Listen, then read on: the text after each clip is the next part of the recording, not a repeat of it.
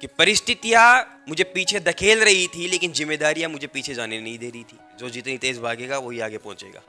जीवन तो कुत्ते का भी निकलता है, जीवन तो गधे का भी निकलता है। तो वैसे मेरे को कहानी कोई याद नहीं है। तुमने काफ़ी कहा से सर शेर बिल्ली की कहानी सुना दो, चूहा बिल्ली की सुना दो, सर वो कहानी सुना दो, वो कहानी सुना दो। देखिए, कहानियों से मोटिवेशन आपको मिलेगा, लेकिन वन टाइम के लिए, कुछ समय के लिए। लेकिन जो आपकी जीवनी है, जीवनी से जो मोटिवेशन मिलने वाला है वो लाइफ टाइम के लिए मिलने वाला है। आपके जीवन में जो घटनाएं हो रही है, उन घटनाओं को समझने का प्रयत्न कीजिए। ये जो घटनाएं हैं ये हमारे साथ इतनी हो रही है, इनसे हम क्या सीख सकते हैं। आपको पता है, आप शायद मूवी काफ़ी देखते होंगे, आप वेब सीरीज़ काफ़ी देखते होंगे, आप बहुत सारे सीरियल वगैरह कुछ भी आप देखते हो, ठीक है, मोबाइल के अंदर, सिर्फ टाइम पास करने के लिए।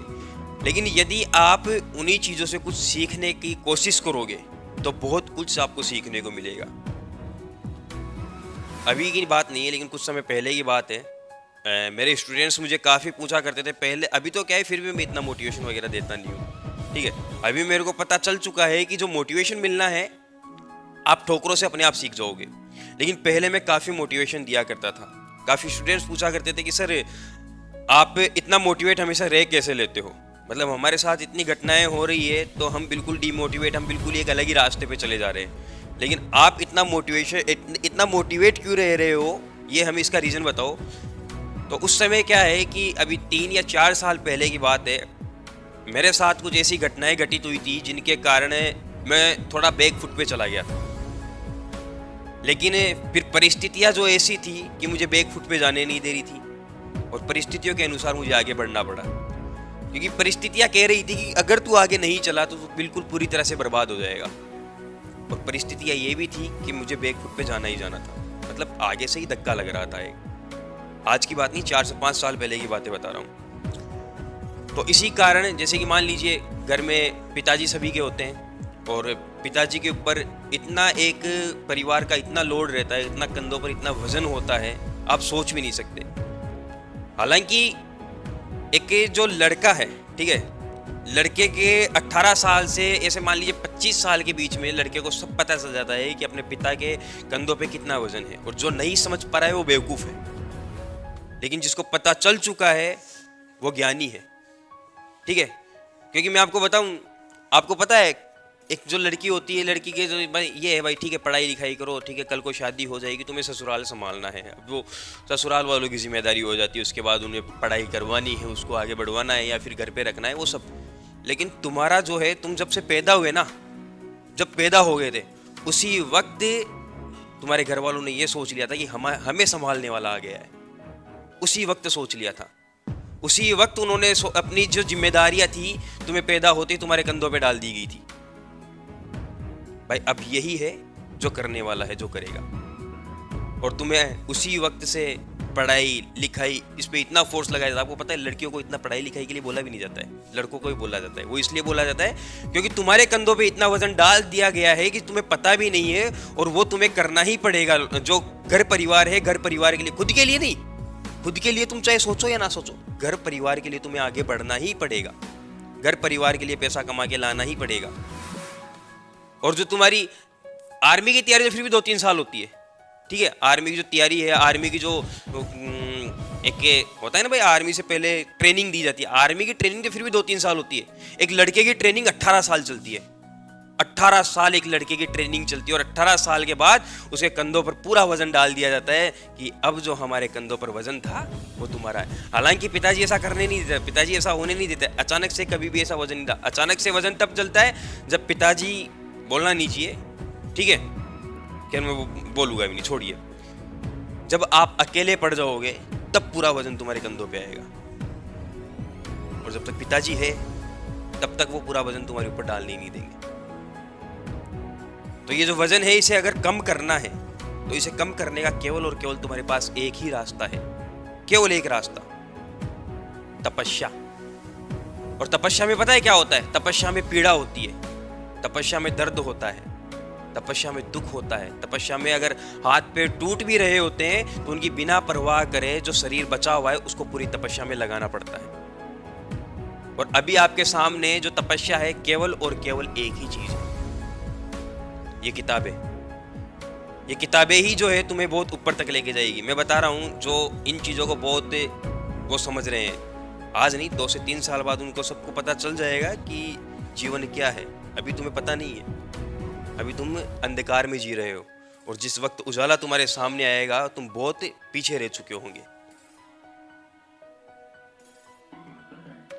उस वक्त जो है मुझे किताबों का इतना शौक भी नहीं था। आपको पता ही होगा कि 10th के अंदर मेरी कोई ज़्यादा बनी नहीं थी, 30-40% से पास हुआ था। ठीक है, 40% मेरी टोटल थी। मैं बताने में शर्म नहीं करता, क्योंकि अगर मैं शर्म करूँगा तो मेरे स्टूडेंट, तुम भी शर्म करोगे कोई चीज़ बताने में। ठीक है, तो मैं शर्म नहीं करता। जो मेरे साथ घटना हुई वो मैं बता देता हूँ। भाई 30-40% मेरी बनी, फिर भी आज आपके सामने खड़ा होकर के अगर मेरे को मान लो 100, 200, 500 बच्चों के बीच में भी खड़ा कर दिया जाए तो बिना झिझके आज पढ़ा सकता हूँ, बिना झिझके पढ़ा सकता हूँ। सब परिस्थितियों का खेल है। मैंने बताया कि परिस्थितियां मुझे पीछे धकेल रही थी, लेकिन जिम्मेदारियां मुझे पीछे जाने नहीं दे रही थी। और उस वक्त केवल और केवल मेरे पास एक ही रास्ता बचा था, जो कर रहा हूं उसके अंदर 100% देना।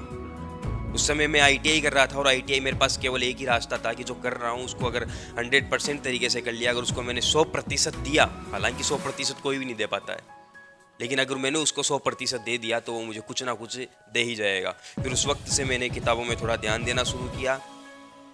तो जो किताबें हैं वही तुम्हें आगे लेके जाएगी। तुम कह रहे थे कि सर चूहा बिल्ली की कहानी, यार चूहा बिल्ली से कुछ सीखने को नहीं मिलता। ठीक है, वो बहुत पुरानी बात हो गई। कछुआ जो है आगे निकल गया, खरगोश पीछे रह गया। अभी वो समय नहीं है, अभी सब खरगोश है, जो जितनी तेज भागेगा वही आगे पहुंचेगा। ठीक है, अभी सोने का समय है ही नहीं, सोने का समय बिल्कुल ख़त्म हो चुका है। किसी भी कंपटीशन एग्ज़ाम के अंदर है, मान लीजिए कि 2 सीट निकल रही है, जाइए, अगर मान लीजिए किसी कंपटीशन कोई एग्ज़ाम है उसके अंदर मान लीजिए 2 वैकेंसीज निकल रही है, तो उसके लिए फॉर्म कितने भरे जाते हैं?